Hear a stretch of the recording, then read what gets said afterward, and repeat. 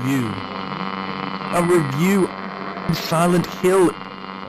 It's a picture of me, and I'm standing next to somebody that's all been crossed out. And on the back it says Lytane and his rival school game championship. This is the last place I ever thought I'd be going back to. So much has changed since I was here last. I barely recognized the place. I don't even know what I'm looking for. Man, schools really are quite eerie when there's no one around. Hey guys, Lytane here, and I'm exploring the school because I found this strange picture the other day, and the only clue I had was this school, this very, very creepy school, which actually kind of reminds me of a movie called The Faculty.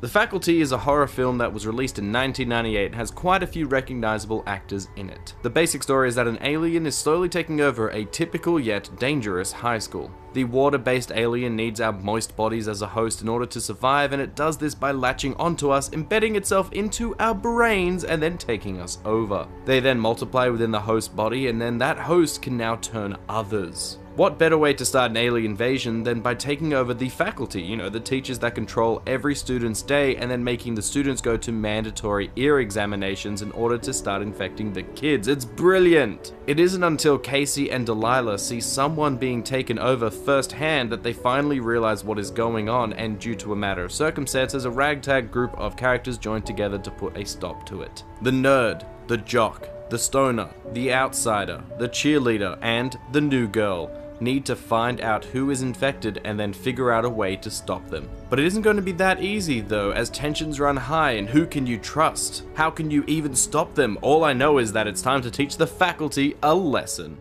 It's so strange. Here I am in this weird school with a photograph of someone that I don't remember, yet I can clearly remember the cast of the faculty. It just shows my priorities, right? Like, the main character is Elijah Wood. You'll know him as Mr. Frodo from the Lord of the Rings movies, and this is one of his first roles, which is pretty good. As a character, he's the nerd of the group, and he's okay, but the only thing I don't like about him in this movie is the fact that he goes from nerd that everyone picks on to badass really quickly. And it's such an unnatural change. There's no real progression, just one day he wakes up and now he's a badass. Josh Hartnett plays Zeke. You know him from Pearl Harbor or the current show Penny Dreadful. I think that's current. I don't know, I don't watch it. So he plays Zeke. He's the stoner of the group that actually is very smart. He figures out so much of what's going on in the world of the faculty, and it's really, really strange. I don't believe it. He just comes across and he's like, oh yeah, this is a mating thing. Oh, these are the spawn of a queen and all that kind of stuff. I'm like, how are you figuring this out? The characters in the story even bring this up, and he's just like, oh, I'm just guessing. But with 100% accuracy, mind you. Everything he says in the film turns out to be right, and I don't get it. It's really bad, and overall, he's an interesting character to watch, but he doesn't have any kind of arc, and it's pretty boring overall. Another face that you probably remember, and it's one of her first roles, is Jordana Brewster. She's from the Fast and Furious series as Mia, the girl that Paul Walker was in love with. But here, she plays the bitchy cheerleader. That's it. That's all I need to say about her. That is the extent of her entire character of the entire movie. Just bitchy cheerleader. Really shallow. So she's not given much to work with, and honestly, she's pretty boring to watch just because she's so bitchy, and you don't like her throughout the film, and I just wanted something to change over the course of it, some kind of growth or something, but nope, bitchy cheerleader all the way. There are a few more kids, but I'm not going to bore you with those. The person that I really want to talk about is Coach Willis, played by Robert Patrick. Oh my god, he is amazing. He is the Terminator from Terminator 2, the T-1000, a few other things as well. But in this film, he is the biggest ham, and he plays up every scene so over the top, and he is so creepy yet so fun, and I love every single scene that this guy was in, from his menacing ones where he's chasing down the kids or the other people and he's trying to kill them, to the ones where he's just being creepy for no reason. It's all great. He's more so in the first half of the film than in the second half because of reasons, but I think every scene that he was in was great, and honestly, the entire reason to watch this film is just for his performance. The rest of the faculty are actually some bigger name stars as well, like Bebe Neuwirth, whom you've seen probably everywhere, is the principal. Selma Hayek is the nurse, but she's not over-sexualized in this movie, which is pretty good. Jensen Famke is... I don't even know a name in this film, but she plays a love interest of sorts to Zeke. It's really strange. Like, they have this chemistry and they're talking and they imply that they're doing something on the side, but you're never actually shown that, and it's really strange. And then by the end of the film, she's watching his football game, so I guess there's some interest, and then there's really big sexual tension, but I don't know. Mostly, it's a fail character. Jon Stewart is also in the film. You know him from his late talk show. This was one of the films that he did before he was really big and famous, and he's alright. He's just a filler character. Was one of the people that has to get an on-screen death, which is pretty cool. And then we have the newest person to the screen, and somebody that you will definitely know, called Usher. Yes, Usher, the very famous singer, you know, the guy that's made all these great hit songs. He's in this film. He only plays a very minor part, but he is there, which is pretty cool. So this is a monster film with a brief bit of mystery behind it all, and it mostly fails on both parts. The movie isn't wholly original, borrowing many elements from the movie The Thing, with how they test for the infection, and the invasion of the body snatchers being a very big influence, seeing as how this story is basically the same one as that. They even reference it in this movie. This film even knows that it's not very special either, so I have no idea why it was even made in the first place. The plot of this film does start off very strong though. It is a mystery because you don't know what is happening and what has gotten into these teachers, and the first death is really creepy on so many levels with great shots and also practical effects. Then we have to meet all of the main characters, and all of them are one-dimensional stereotypes. Like I said in the story section, you can describe their entire character with pretty much 1 to 2 words. Nothing is really interesting about any of them, really. Oh, and watching Elijah Wood getting poled hurts me on the inside. How could this school run the way it does? After these introductions, the plot starts to really slow down, with very few things happening, aside from someone finding a very bad CGI alien. It's mostly boring. That is until Selma Hayek is taken over, which is one of the better scenes, and then it's a little bit creepy after that, and then it becomes dull again until the group just magically meets up and tries to do something about this threat. Even the way that this group meets up is a little convenient, really, but plot, I guess. It's there that they are confronted by Jon Stewart, and it's a great scene that is slightly ruined by the horrible aged CGI. Honestly, looking at it now, it's just hilarious at how crap it is. The rest of the movie is pretty much, who is infected? I can't trust anyone. Let's find the queen and kill it. But I can't trust you. Are you infected? Then you could be the queen. And around it goes for about an hour with very little actually happening. The climax does have some cool moments, and the lighting effect on the monster is actually really amazing. I really dug it, but it's so slow and boring with not very much happening until then, and then pretty much the ending, nothing much really happens, and so the ending just falls flat and it's pretty lame.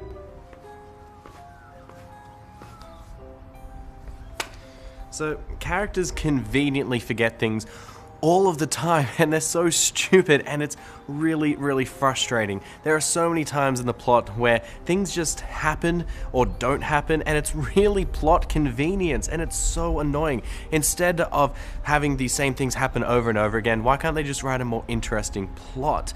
Now, some of the interesting things that do happen don't even make sense. So at one point, Zeke and Jean Grey, because, you know, I forget her name in the actual movie, they have this good fight scene and everything. It's sort of been building up for the majority of the film, and she gets beheaded through it. That's fine. Okay, great. Except when it looks like this. What the actual heck is that? Oh my god, this is ridiculous. So what's worse is you see her body trying to find her head and everything, and you would think that she's dead. You know, she got beheaded. But at the end of the film, you see her alive and well, and she has a scarf around her neck, I guess implying that she might have a scar there from being beheaded. It's really weird. So I guess thank you, aliens, for saving her life, because there's no other way that she could have lived without these aliens. One of the other things is about halfway through the film, they figure out that this drug that Zeke makes can kill the aliens. It dries out their water-based life form, and because of that, they just shrivel up and die. That's great. They needed some way to defeat them, and that's good. So then it leads to this part of the movie, which is very much based on The Thing, where they have to test themselves by sniffing the drug and see if they're infected, and guess what? One of these people is not like the others, and that person goes crazy and destroys the lab, and now there's very little of the drug left, and they have to figure out who's the queen in order to kill the queen so then they can get rid of all the aliens, and it's really high intense action and it's great. Now, you'd think with all of this that they would be very careful with the drug. They get into the car and they have this big cylinder thingy filled with the drug, and as they're going to the school to try and find the queen, they're like, yeah, this is the canister, this is all we've got. You made sure? Yes, it's all good. Alright, that's all we've got. Fine. Then, due to circumstances, they use it all and they get the wrong person. Oh no. Now Zeke then decides to tell everybody that he might have more of the drug in his car. What the actual fudge? Why would you not have taken it with you the very first time you went into the school? Why would you have left anything behind? If I was in an alien invasion and trying to save everybody's life and not die, and I knew the only thing I had to save me was these drugs, I would have brought it all with me. What's even worse is that these drugs are found in the front seat of the car, on the foot of the seat, where one of the other main characters was sitting. Like, I don't understand. How can you be sitting there in the car and, you know, I guess hormones running high and adrenaline and all that kind of stuff, but you would see the drug at the foot of your chair. Why wouldn't you pick it up? Why wouldn't you add it to the stash that you've already got? It's just plot convenience for no reason, and it just pads out the movie, and it annoys me so much. There are also times throughout this movie where the queen alien actually has times to infect our main cast. There are plenty of times where one of the main characters is alone with another person that is already infected, and yet they don't get infected themselves. More plot convenience. Like, one point, the queen is with, I think, 3 different characters at different points in the movie, all alone, and yet the queen does not infest them. Why? It just leads them on this journey so they can try and stop her. Not only that, but when the queen decides at the end of the movie that to reveal itself, it doesn't make sense. The characters had no idea who the queen was. They had no idea what was going on. They had no way to really stop the queen, so then the queen's all like, yeah, bitches, I'm the queen. And it's like, why did you reveal that? If you had not revealed it and just waited like half an hour, then you would have got away with your plan. The fact that you revealed yourself is the reason why you died. It's just convenience, and I really, really hate plot convenience, especially in horror films.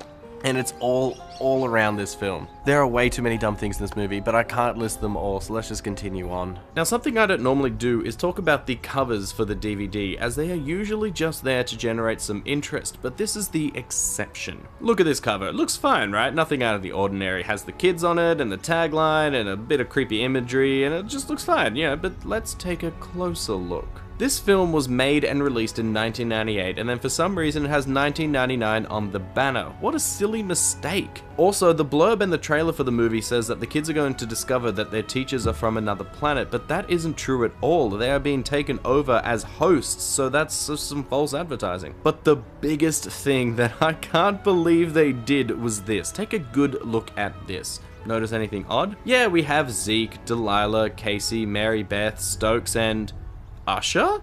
Wait a minute, he isn't even one of the main characters in this film. He is an extra that barely has any screen time, but when the DVD that I own came out, I guess they wanted a big name, so they stuck him on the cover to sell copies. Even the tagline, these 6 students are about to discover their teachers really are from another planet. Really? Really? These 6? These 6? What happened to Stan, the star quarterback that is in most of the film, huh? Oh, and why is interactive menu a special feature? So I finally found this awning, but there's nothing here. There's no clues, there's nothing to go on. This entire thing has just been a complete waste of time. Just like the movie The Faculty, because it's not worth it. Like, this movie is slow, boring, and very predictable. It takes things from other movies that are better, like The Thing or Invasion of the Body Snatchers, and it doesn't even do anything original. All of the cast are just carbon copy stereotypes that have no personality. Pretty much you can describe every character in this film with 2 words, and that's just bad. There is no complexity or anything in this film, and I just wanted so much more from it, but it did not deliver. There are some good parts to the movie. The start of it is actually fairly good. The mystery that it sets up is alright, the horror and the gore is also pretty good, but it doesn't keep that up for the whole movie. It's just at the start. And I don't know why, because the middle part and most of the ending is just kind of boring. They just do the same things over and over again. It's like, hey, we need to figure out there's an alien invasion, or who's infected? Am I infected? Are you infected? No, let's just keep going around in circles until the movie ends. There's nothing really here, and it annoys me so much. One saving grace of the film is Robert Patrick. His acting in this is just incredible. He is just so over the top, so dramatic, and like every scene that he is in, it is a joy to watch. Honestly, I had so much fun every time he was on screen, and I just wanted more of him. If the whole movie was about him, it would definitely have been worth it just to see how much fun it was, but it's not, and every other character tries really hard to be serious, and very few of them tried to ham it up, so it's just this really strange performance within the movie, and I think it works, and I quite like it. It's just not enough of it. There's really nothing here. I guess it's just time for me to go home, you know? It sucks. Wait, what was that? Wow, look at this. This is a shrine dedicated to the person that's in my photo. There's a newspaper. I'm gonna go check it out. So it says here that after a gaming tournament, there was a tragic fire on Harvey Street, destroying the home of... Continued on page 3. Oh, god damn it. Okay, well, I may not know his name, but at least I've got a street. You know, I vaguely remember that fire as well. Yeah, I think somebody died in it. Well, at least I know where to investigate.